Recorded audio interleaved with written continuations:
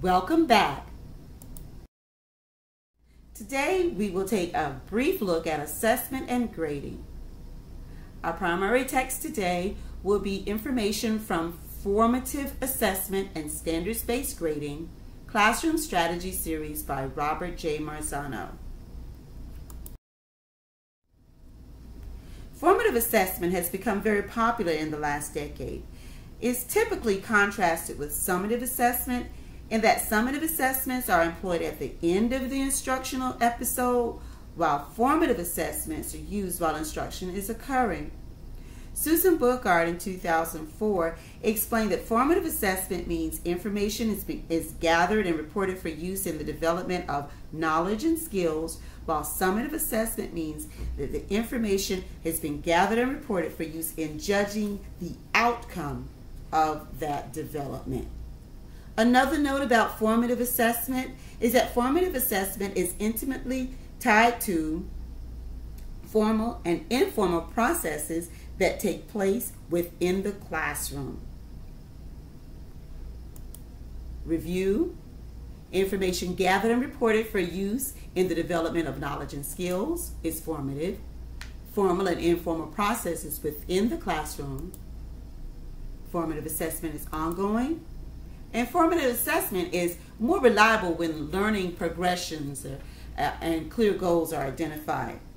As a matter of fact, it's been said that the purpose of formative assessment is to provide feedback to teachers and students during the course of learning about the gap between students' current and desired performance so that action can take place to close that gap. To do this effectively, teachers need to have in mind a continuum of how learning develops in any particular knowledge domain so that they are able to locate students' current learning status and decide on pedagogical action to move students' learning forward. Overview of summative. It refers to information gathered in order to help judge the outcome. Takes place at the end of the instruction. And now we go on to grading. Now grading is something that most of us feel very comfortable with, so this should go very quickly. Grades have been used to serve three general purposes and usually simultaneously. Those purposes are ranking, reporting, and contributing to learning.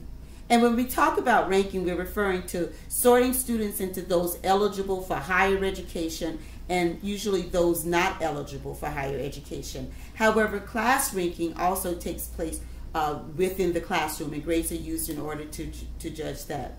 Reporting usually refers to reporting results for accounting to parents, usually the degree to which the students have been learning the lessons prescribed for them. And then when we talk about contributing to learning, we're referring to providing feedback and motivation, motivating the students so that when they look at what's happened and they say, I think I can do better. Now let's look at elements frequently included in teachers' grading practices, and maybe you use some of these. Major exams are compositions and class quizzes. Reports are projects. Students love those.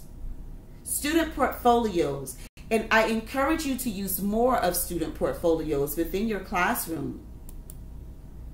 Exhibits of students' work within your classroom or around the entire school. Laboratory projects, especially for science classes, but this can also be done in health classes as well as Bible classes and social studies classes. Students' notebooks are journals where the students are required to keep the notes, and then the teacher take those notebooks back up from the students, and then they make comments on them.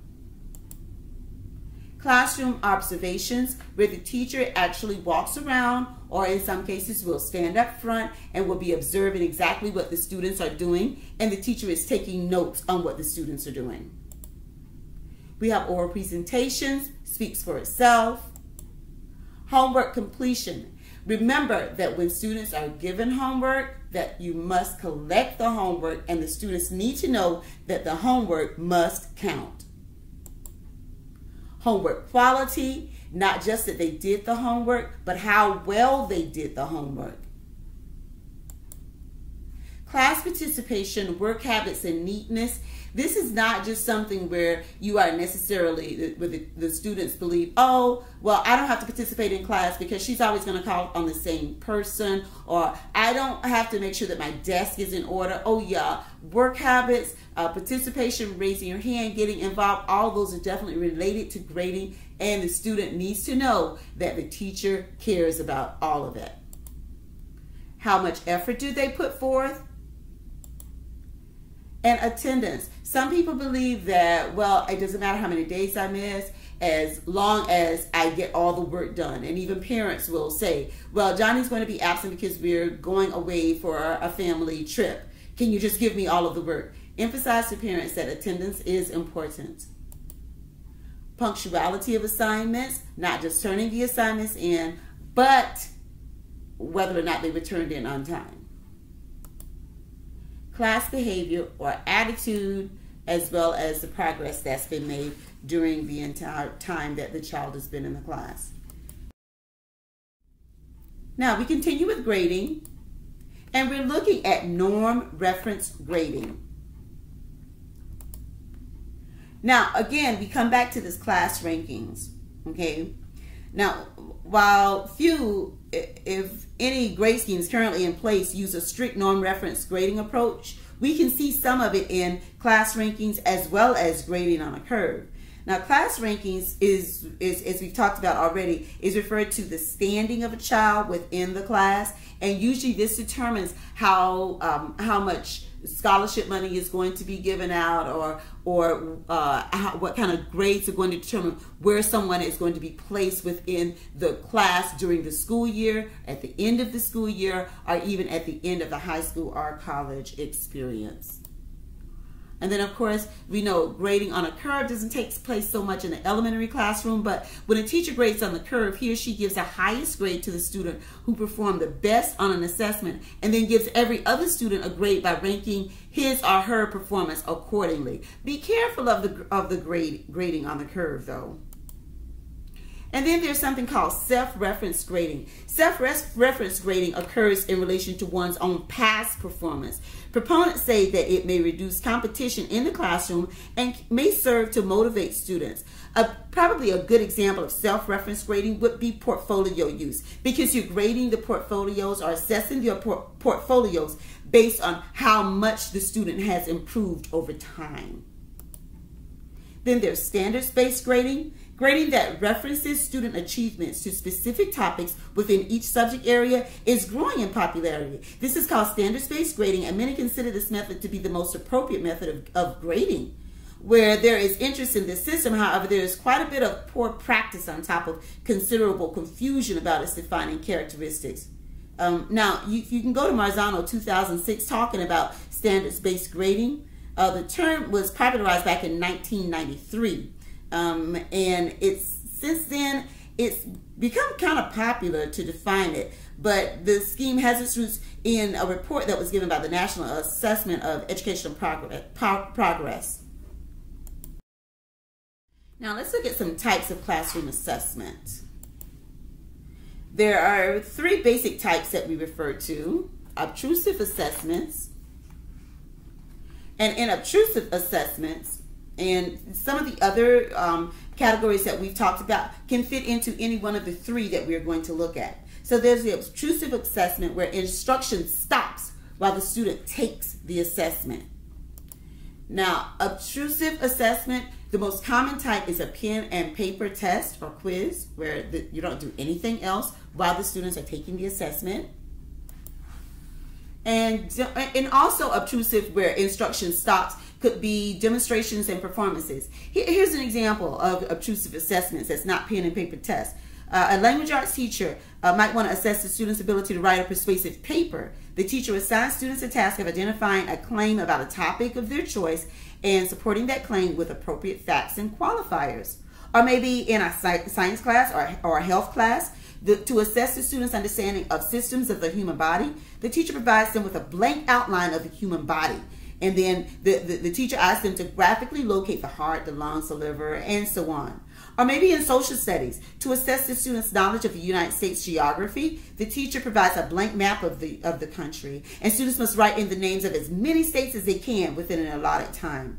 Or in art, to assess the student's ability to draw using perspective, the teacher presents them with three-dimensional objects such as cylinders, prisms, cubes, and then they're asked to choose one object and use the relevant elements of perspective to draw it as realistically as possible within the allotted time.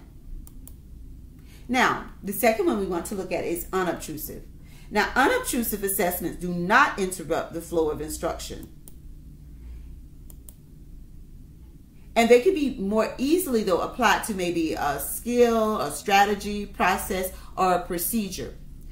Here's some examples. Maybe in science or health class, a teacher observes a student performing steps of a scientific procedure and taking notes in a lab book. The teacher considers this an unobtrusive assessment of the student's ability to perform and document a scientific experiment.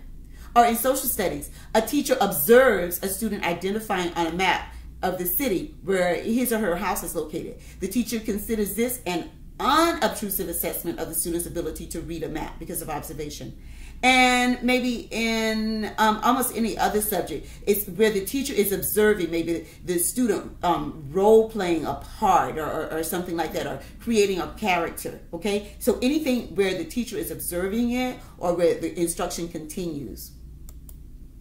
And then we have student-generated assessments. This one can be kind of tricky because when you're doing student-generated assessments, it's underutilized by many teachers, but you'd be surprised at how the students can help to decide how they themselves should be graded.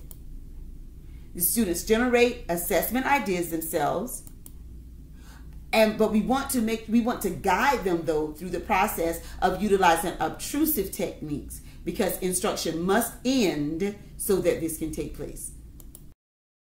Well, that's just a few things on grading. I'm sure you know a whole lot more. I want to make sure that you have a wonderful day as the Lord continues to bless you as you work with His cherubs in your corner of the vineyard. Have a blessed day. Bye-bye.